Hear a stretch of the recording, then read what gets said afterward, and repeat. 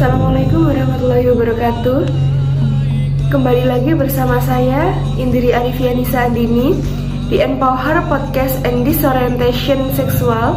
Di sini saya bersama 4 narasum saya, yakni perkenalkan, nama saya Dea Yuna Agustania. Saya sebagai narasumber 1. Perkenalkan, saya Ismi Aulia sebagai narasumber kedua. Dan saya Idahatul Iza sebagai narasumber ketiga. Dan ya, nama saya Faiz Alfian Putra Siyami. Saya sebagai narasumber 4. Baik, hal pertama nih yang akan saya tanyakan ya, bagaimana sih Islam memandang peran perempuan dalam gerakan feminisme itu? Baik Mbak Indri, terima kasih atas pertanyaannya. Tadi Mbak Indri bertanya bagaimana Islam memandang peran perempuan dalam gerakan feminisme. Jadi, menurut artikel yang saya baca melalui internet, pandangan Islam tentang peran perempuan dalam gerakan feminisme itu tidak dapat disederhanakan menjadi satu pernyataan yang tunggal, karena gerakan feminisme sangat beragam dan kompleks. Ada yang menganggap bahwa gerakan feminisme bertentangan dan tidak sesuai dengan ajaran agama Islam. Sementara, ada yang menganggap bahwa gerakan feminisme sejalan dengan ajaran agama Islam. Ada juga sebagian ahli agama yang beranggapan bahwa feminisme bukanlah suatu yang dianggap masalah atau dosa. Prinsip-prinsip yang diperjuangkan oleh feminisme mempunyai kesamaan, yaitu memberikan keadilan terhadap perempuan dan laki-laki. Jika dilihat dari pernyataan ahli agama, itu gerakan feminisme tidak membedakan antara peran perempuan dan laki-laki, yaitu hak dan kewajiban mereka. Namun, terdapat juga pendapat yang berbeda. Sebagai contoh, Ketua Umum PBNU 2021-2026, Kiai Haji Yahya Khalil Stakuf berpendapat bahwa fatayat dan muslimat jangan ikut-ikutan feminisme. Feminisme itu tidak tepat untuk kita. Kita harus memulai dengan wawasan keagamaan yang kita miliki. Dari pendapat yang Kiai Haji Yahya paparkan, itu sangat menggambarkan jelas bahwa beliau berpendapat bahwa kita sebagai umat muslim tidak boleh ikut-ikut kegiatan pergerakan feminisme karena ini tidak sejalan dengan ajaran agama Islam yang telah diajarkan oleh Nabi besar Muhammad SAW. Perdebatan dan perkembangan pandangan Islam terhadap feminisme masih terus berlangsung. Namun kesadaran akan pentingnya kesetaraan dan keadilan perempuan semakin meningkat. Dengan gerakan feminisme Islam disandarkan pada perspektif dan metodologi keilmuan Islam dengan isu-isu gerakan perempuan global. Begitu Mbak Indri. Nah, tadi kan sudah dijelaskan bagaimana pandangan Islam terhadap feminisme itu. Sekarang saya ingin tahu bagaimana sih pandangan Islam terhadap disorientasi seksual menurut kalian? Baik, terima kasih Mbak Indri selaku host sudah memberi saya kesempatan untuk membahas tentang bagaimana sih pandangan Islam terhadap disorientasi seksual. Jadi sebelumnya disorientasi seksual itu apa sih? Mungkin yang kita kenal dan sedang marak di zaman sekarang, disorientasi seksual itu seperti LGBT, singkatan dari lesbian, gay, biseksual, dan transgender. Nah, disorientasi seksual ini itu dianggap sebagai penyimpangan seksual yang bertentangan dengan ajaran agama. Dan pandangan ini tuh didasarkan oleh interpretasi ayat-ayat Al-Quran dan hadis serta fatwa dari Majelis Ulama Indonesia atau MUI. Meskipun nih masih ada pandangan yang lebih liberal, tapi mayoritas masyarakat Islam menekankan larangan terhadap LGBT dan menganggapnya sebagai perbuatan yang haram. Menurut artikel-artikel atau bacaan yang saya temukan, pandangan Islam ini terhadap disorientasi seksual adalah segala bentuk pemenuhan kebutuhan seks yang dilakukan dengan melanggar aturan-aturan yang telah digariskan oleh agama dan dianggap sebagai penyimpangan seksual.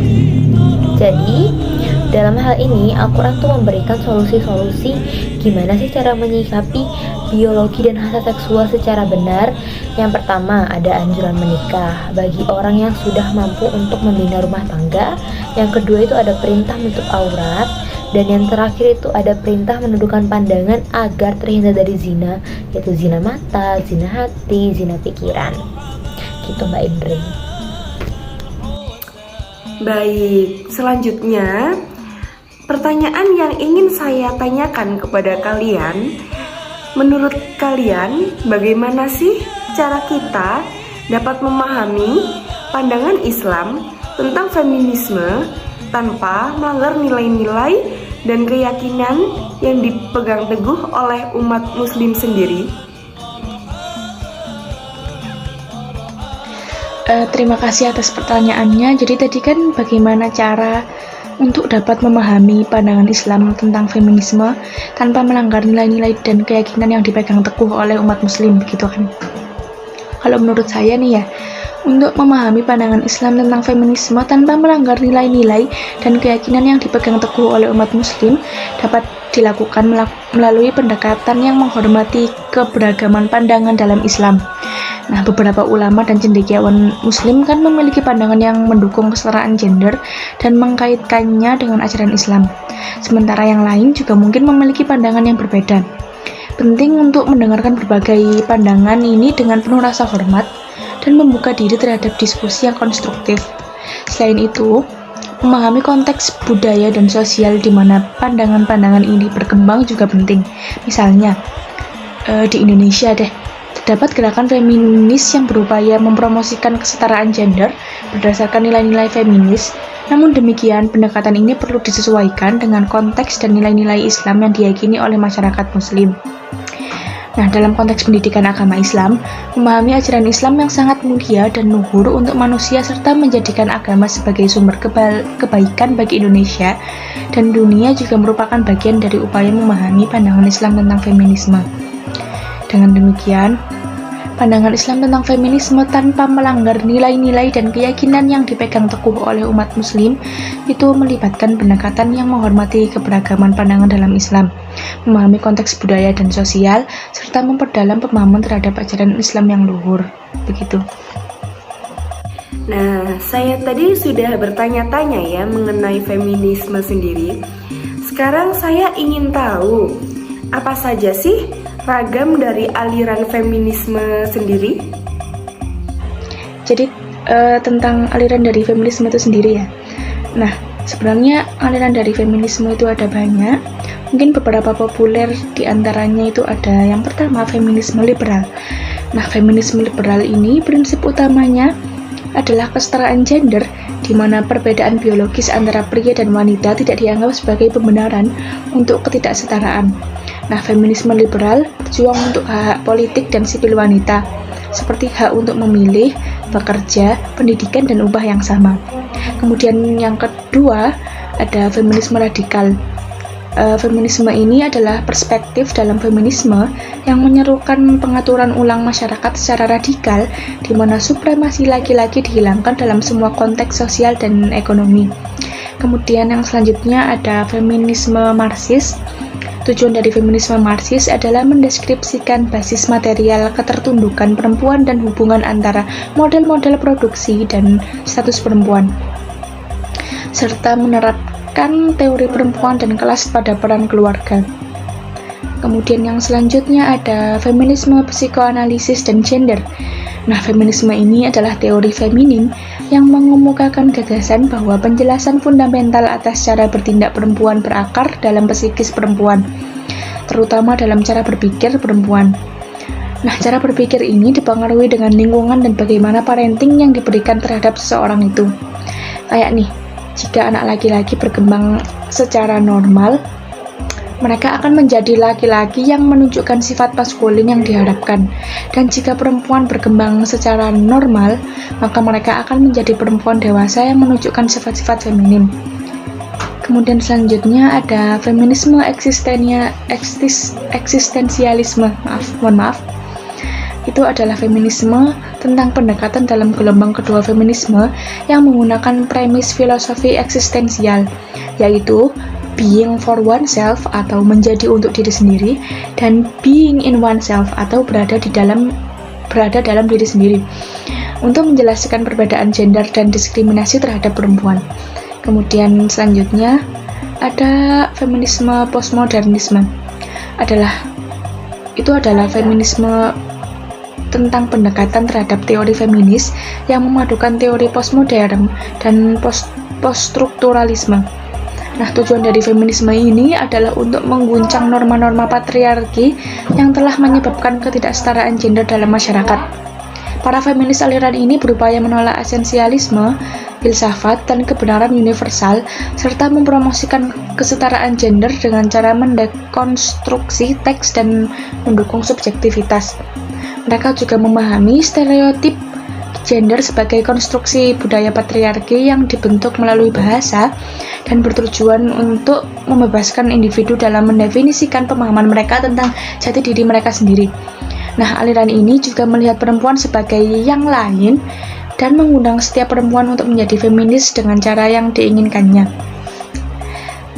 Mungkin kurang lebih beberapa aliran feminisme yang bisa saya jelaskan itu tadi. Terima kasih, Mbak. Nah, terus menurut kalian nih, apakah setiap komunitas atau gerakan yang memperjuangkan perbaikan nasib bagi perempuan disebut feminisme? Baik, saya akan menjelaskan sebagai tadi yang ditanyakan oleh Mbak Indri. Apakah setiap komunitas atau gerakan yang memperjuangkan perbaikan nasib bagi kaum perempuan itu disebut feminisme ya?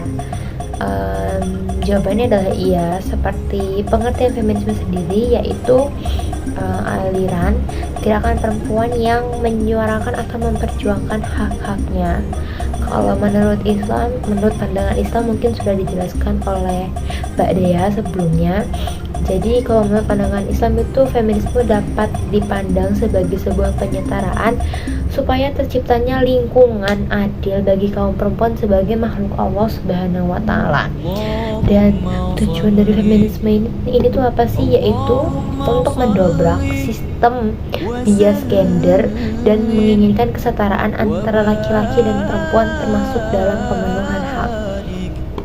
Sebagai contoh, di sini tuh ada beberapa aliran dari feminisme. Yang pertama itu ada feminisme liberal, ada feminisme radikal, feminisme marxis sosialis, feminisme psikoanalis gender, feminisme eksistensialis, feminisme pasca modern, dan feminisme multikultural dan global. Untuk feminisme sendiri itu kayak mungkin ada beberapa orang nanya kayak mengapa sih ada feminisme. Jadi feminisme ini hadir untuk mengubahnya, melawan patriarki, untuk membuat perempuan dan gender non maskulin lainnya diakui sebagai manusia seutuhnya. Jadi kenapa harus ada feminisme? Sebagai singkat itu untuk membuat laki-laki dan perempuan itu sama satu banding satu, bukan 1 banding 7. Nah, selanjutnya, menurut kalian nih, bagaimana sih Islam menyeimbangkan pandangan terhadap disorientasi seksual dengan prinsip kasih sayang, keadilan, dan pengampunan terhadap individu yang mengalami disorientasi seksual sendiri?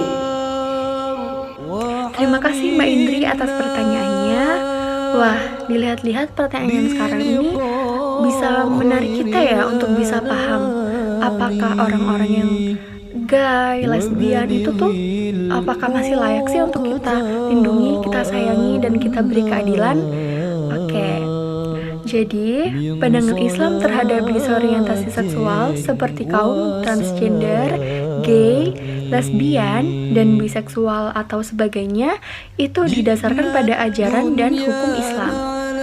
Secara umum, Islam melarang perilaku homoseksual dan transgender dan memandangnya sebagai penyimpangan dari fitrah manusia dan larangan Allah.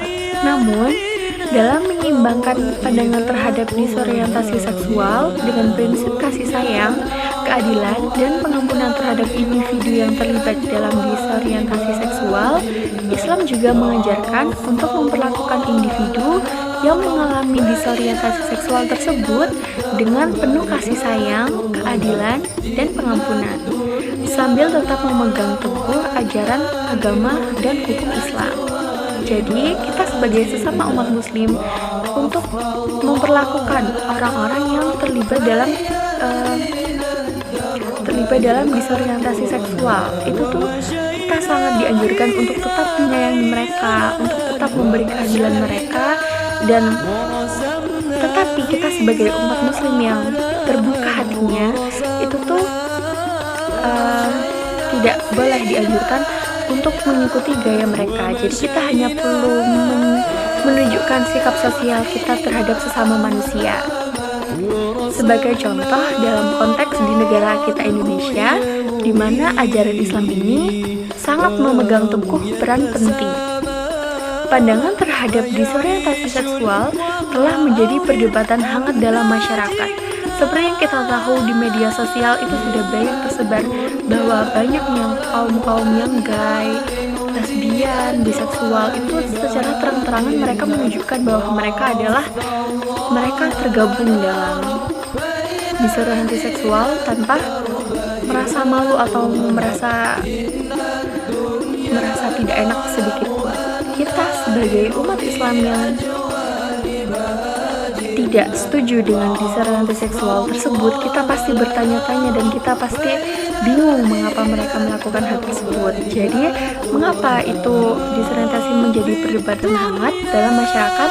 Karena masyarakat kita juga sudah terang-terangan menunjukkan hal tersebut.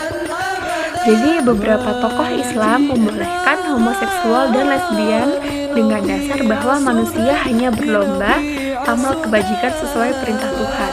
Jadi, untuk mengukur dosa kita, pahala kita itu kita tidak bisa mengukur atas sesama manusia, tapi hanyalah Allah Subhanahu wa Ta'ala yang tahu. Namun, pandangan ini tidak selaras dengan pandangan mayoritas masyarakat Islam yang masih memandang disorientasi seksual itu sebagai penyimpangan dari ajaran agama dan hukum Islam. Dengan demikian, Islam menyeimbangkan pandangannya terhadap disorientasi seksual dengan prinsip kasih sayang, keadilan, dan pengampunan terhadap individu yang mengalami disorientasi seksual dengan tetap memegang teguh ajaran agama Islam dan hukum Islam. Jadi begitu Mbak Indri. Baik, selanjutnya menurut narasum nih sebagai umat muslim yang berakhlak tentunya, tentang bagaimana sih Islam itu memandang pendidikan dan partisipasi perempuan dalam dunia kerja atau berkarir. Terima kasih Mbak Indri atas pertanyaannya. Kembali bersama saya lagi yang akan menjawab pertanyaan Mbak Indri, yaitu tadi Mbak Indri bertanya bagaimana Islam memandang pendidikan dan partisipasi perempuan dalam dunia pekerjaan. Pasti para kaum perempuan ini bertanya-tanya ya, gimana sih Islam itu memandang kita perempuan sebagai partisipasi kita di dalam dunia pekerjaan.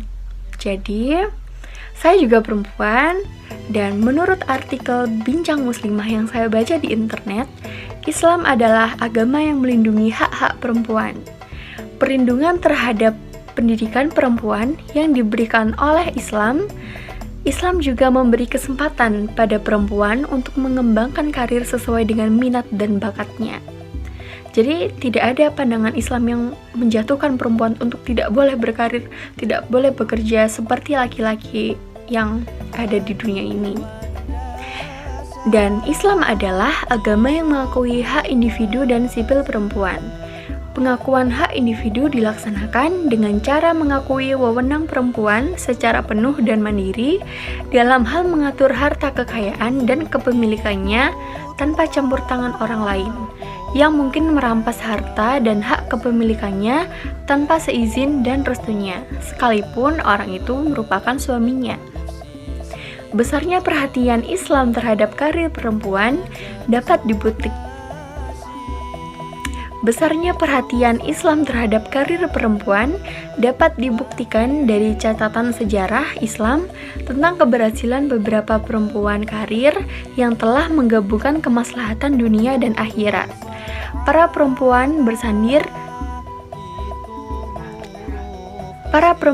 bersanding sejajar dengan laki-laki yang membangun peradaban Islam.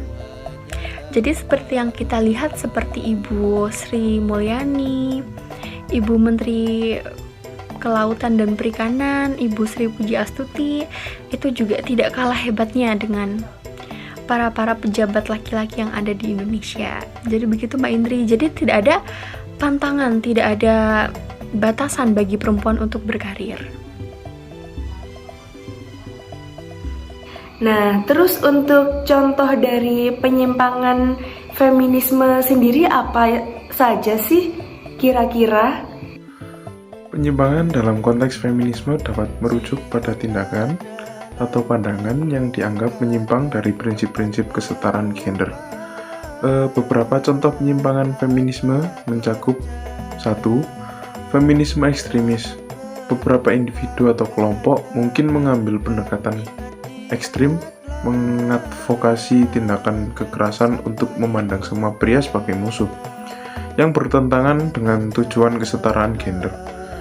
Dan yang kedua adalah feminisme negatif. Pendekatan ini menolak kebebasan seksual perempuan atau menghakimi pilihan seksual mereka yang seharusnya tidak bersesuaian dengan prinsip-prinsip kesetaraan dan otonomi perempuan. Dan yang ketiga adalah feminisme putih berfokus. Beberapa kritik menunjukkan bahwa beberapa aspek gerakan feminis dapat menjadi terlalu terfokus pada pengalaman perempuan berkulit putih, mengabaikan isu-isu yang dihadapi oleh perempuan dari latar belakang etnis yang berbeda. Kemudian yang keempat adalah penggunaan seksisme terbalik. Beberapa feminis dapat terlibat dalam penggunaan seksisme terbalik, yaitu mendiskriminasi atau menilai pria secara negatif, yang tidak sejalan dengan tujuan kesetaraan gender. Dan yang kelima adalah tidak mendukung pilihan individu. Jika feminisme tidak mendukung pilihan hidup individu perempuan, seperti memilih untuk menjadi ibu rumah tangga atau memilih karir yang tradisional, hal ini dapat dianggap sebagai penyimpangan. Dan penting untuk diingat bahwa feminisme sebagai gerakan memiliki spektrum pandangan yang luas, dan tidak semua feminis terlibat dalam penyimpangan semacam ini. Baik, tadi saya sudah bertanya mengenai contoh penyimpangan dan sudah dijelaskan.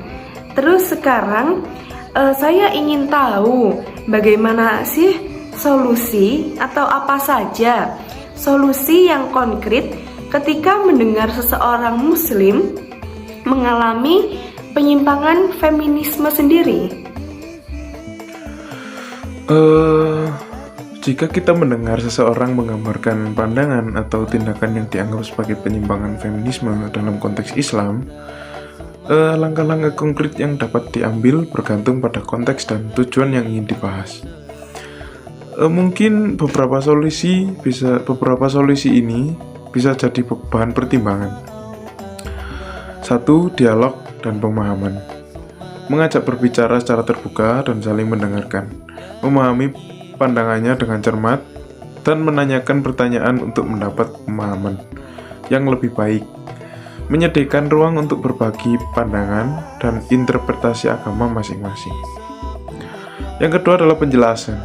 Membagikan sumber daya pendidikan yang dapat membantu memahami konsep feminisme dan kerangka nilai Islam. Buku, artikel, atau sumber-sumber lain dapat membantu memperjelas perspektif yang mungkin belum dipahami sepenuhnya.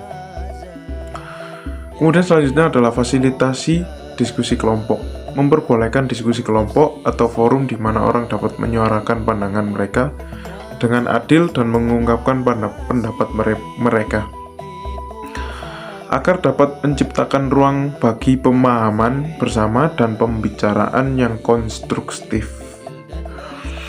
Yang selanjutnya adalah melibatkan tokoh agama atau cendekiawan. Jika mungkin melibatkan tokoh agama atau cendekiawan Islam yang dihormati untuk memberikan pandangan atau bimbingan. Pendekatan ini dapat membantu membimbing diskusi dan memberikan perspektif yang mendalam. Dan selanjutnya adalah mempertimbangkan konseling atau mediasi. Jika perlu, pertimbangkan melibatkan profesional konseling atau mediasi untuk membantu memfasilitasi percakapan dan memahami sumber konflik. Dan yang selanjutnya adalah memprioritaskan kehormatan dan penghormatan. Perlu diperhatikan jika memperlakukan orang dengan hormat dan penghormatan. Bahkan jika terdapat perbedaan pendapat, jangan biarkan perdebatan menjadi konfrontatif atau merugikan hubungan interpersonal. Dan itulah jawaban dari saya. Terima kasih. Baik, untuk pertanyaan terakhir nih dari saya. Apakah kalian pernah menyaksikan atau bahkan mengalami suatu kejadian yang memiliki hubungan dengan disorientasi seksual?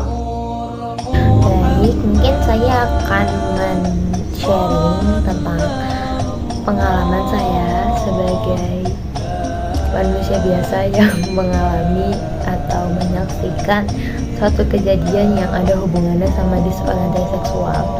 Yang pertama, saya ini tinggal dan besar di suatu kota yang mungkin beberapa orang tahu kalau di kota ini tuh banyak terjadi disorientasi seksual. Dan saya tidak ingin menyebut kotanya di mana. Jadi untuk menyaksikannya, karena saya berada di ruang lingkup pertemanan yang rata-rata itu memiliki penyimpangan seksual, jadi secara nggak langsung saya sering melihat mereka berinteraksi dengan sesama jenis dengan tingkah laku sebagai pacar. Dan saya juga pernah hampir mengalami, karena saya pernah ditembak oleh sama jenis, yaitu perempuan, dan perempuan itu suka sama saya dari lama, dan perempuan itu teman saya. Perempuan ini tuh temannya teman saya, suka sama saya dari lama, dan saya ditembak dan saya tolak. Jadi saya pernah hampir mengalami gimana rasanya ditembak oleh sesama jenis, dan itu serem banget, seserem itu, mungkin merinding bisa. Kalau menyaksikan itu udah lumayan sering, kayak mungkin lewat status WA atau secara langsung, karena di kota saya itu untuk penyuka sesama jenis itu udah suatu hal yang normal. Kayak mungkin kalau kita lagi jalan, kita ngeliat orang sama jenis pelukan atau gandengan, atau mungkin melakukan hal-hal yang lebih dari itu sudah biasa terjadi. Gitu dari pengalaman saya. Untuk pertanyaan apakah pernah mengalami atau menyaksikan suatu kejadian yang memiliki hubungan dengan disorientasi seksual, alhamdulillahnya kalau mengalami ya belum pernah, dan naudzubillah. Tapi untuk menyaksikan juga ya belum pernah juga. Jadi mungkin bisa diwakilkan oleh pengalaman dari Mbak Daya dan Mbak Ismi sendiri. Terima kasih. Baik, terima kasih banyak kepada narasum yang sudah berkenan untuk menjelaskan mulai dari pengertian, contoh, solusi, bahkan sampai dengan pengalaman, dan semoga ilmu yang disampaikan bermanfaat. Amin ya. Demikian, dan bila ada salah kata, saya mohon maaf sebesar-besarnya. Wassalamualaikum warahmatullahi wabarakatuh.